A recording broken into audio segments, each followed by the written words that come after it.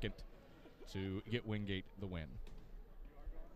This is the Domino's post-game report. I'm Adam Cavalier alongside Carson-Newman head men's basketball coach Chuck Benson. Chuck showed a lot of poise and fight in this one, and one that you hate to see either team lose in. Yeah. Rally from 17 but fall in the final second on a Marius Logan jumper. How do you sum up this one? Yeah, that's it. I thought both teams competed. I felt like, I just told our guys, I felt like we put ourselves in a position to win the game. We get a stop with, under 10 seconds? Yes. We go the length of the floor. We're in the bonus, and we turn the ball over. So we literally got what we deserved. And, we were in the huddle. There was 52 seconds to go in the game. I said, guys, we're going to go 2 for 1 here. We're going to take a quick one. They'll get a possession, and we'll end it with a possession. And we couldn't have had it better. Mm-hmm. We literally could have had it better. We scored it. We get the stop and turn the ball over. So, as I told them, this basketball's a game of mistakes, and you're just hoping that you don't make, a mistake at the wrong time. And, unfortunately, we made a really significant mistake at the wrong time. A game where a litany of players step up. Blake Irvin, first career double-digit scoring effort. He has 11 points, a perfect 3 of 3 from the field. Brendan Coleman, second career double-digit scoring effort, a new career high, 13 points, a double-double with 11 rebounds. Yeah. What about their efforts when Grant Teichman, Mason Bates weren't really clicking on all cylinders today?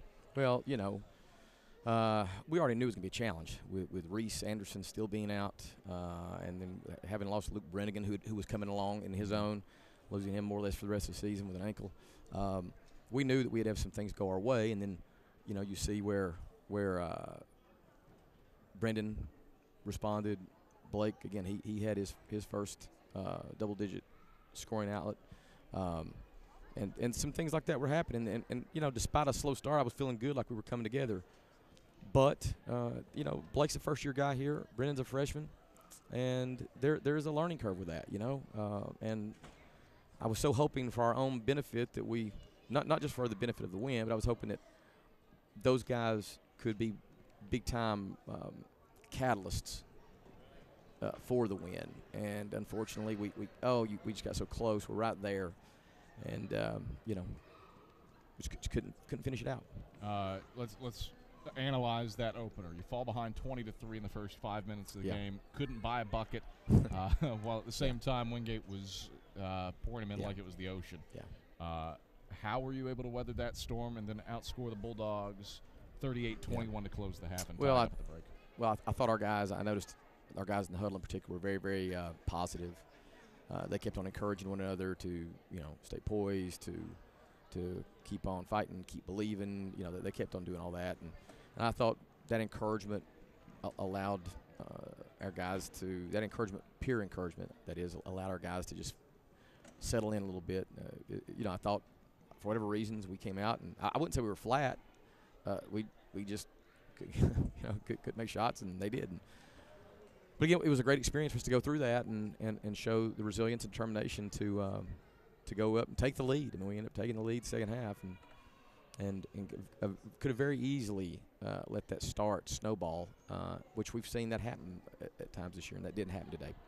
Past 6 games now, second halves have not been as offensively efficient as your first frames. Granted, in those previous 5 games, your opponents hit at a good clip, but tonight the defense was there in the second half to kind of help you through the offensive doldrums.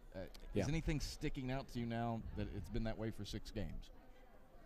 Well, I mean, or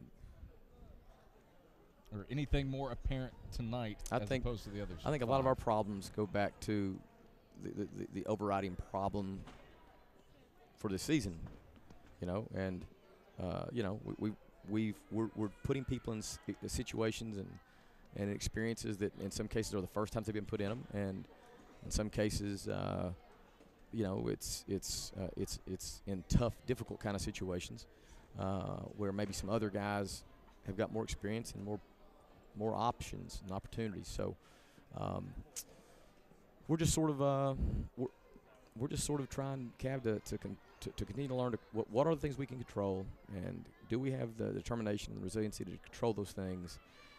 Take our focus off outcomes and focus strictly on putting this together for a 40-minute segment. And I think we just have to stay right there. Doesn't get any easier. Wrap up a 4-game homestand Wednesday with Lincoln Memorial. Yeah. They're second in the conference right now. What do you have to do to wash this one out of your mouth for a rivalry meeting with the Splitters? Well, what I've come to find over the years is that the guys are a lot more resilient than coaches, and I would say it's pretty safe to assume that by tomorrow morning our guys will be back to good and back to norm, like most 18 to 20-year-old guys are. So I don't think we'll have any problem getting to Monday and focusing our efforts on preparing for Lincoln Memorial. Obviously, we know who they are, what they are. They're very, very good as usual. It'll be an incredible challenge for us. But we need to continue to face challenges and learn from these experiences, Cav. That's inevitably. I mean, it's so cliche, but we're in the educating business here, and these experiences can be used to teach lessons, and hopefully our guys are growing because of these lessons. Chuck, pleasure as always. We'll talk to you Wednesday against LMU. Thanks, Cav. That is Carson-Newman head men's basketball coach Chuck Benson. Still to come on the Domino's postgame report. We'll check in with Malik Abraham, maybe another